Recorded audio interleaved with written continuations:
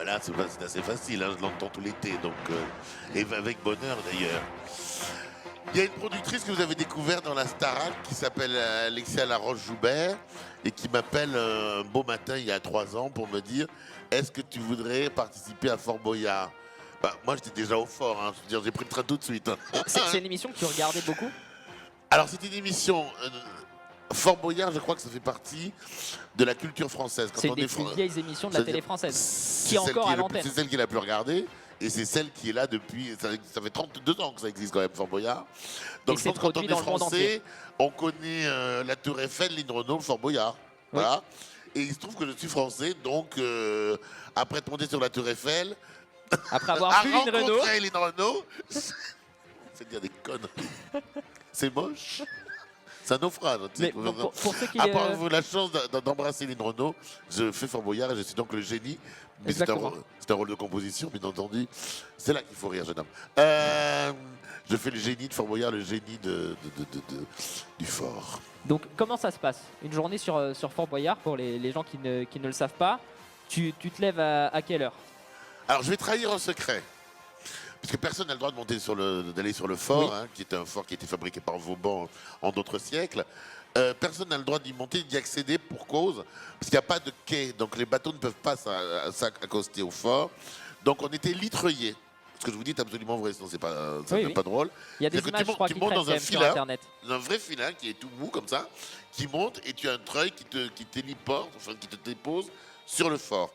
C'est pour moi l'épreuve la plus difficile de la journée. Après, tout va bien. Parce que tu es quand même avec un filet, juste un mousqueton, c'est la mer en dessous.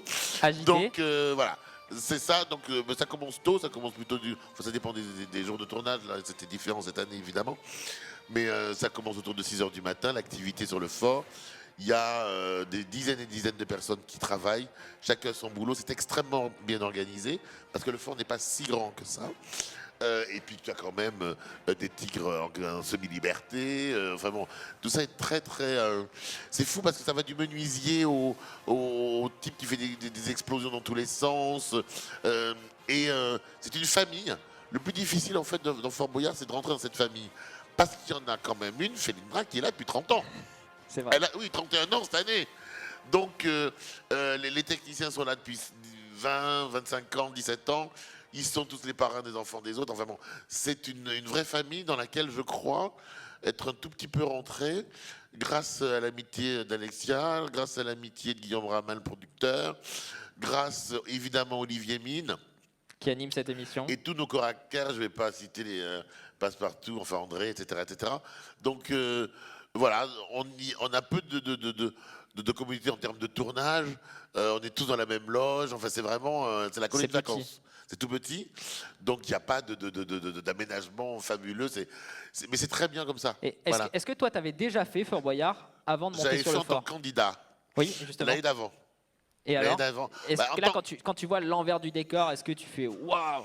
Il n'y a pas d'envers du décor. Ouais. Je crois que c'est une des rares émissions où chacun a son rôle extrêmement défini, il ne faut jamais en sortir. Et c'est un tournage comme ça, c'est comme les tournages de cinéma. Au moment où on te demande d'être prêt, il faut être prêt. Donc, tu te concentres sur ton boulot, mais il y a une magnifique ambiance. Et tu préfères gérer la cellule comme tu le fais actuellement en tant que génie, oui, ou y aller en tant que candidat, par exemple te battre dans la boue avec Monsieur Bou? Non. J'adore me battre dans la boue, ça c'est pas de problème. Et on se bat dans la boue quand tu veux prochainement. Mais c'est dit, c'est fait. Je prépare le bac de boue. Et boubou. Non, c'est une vraie chance d'être dans la famille Fort Boyard. Donc être le génie me plaît particulièrement. J'en suis absolument ravi. Voilà. Et tu vas y être cet été?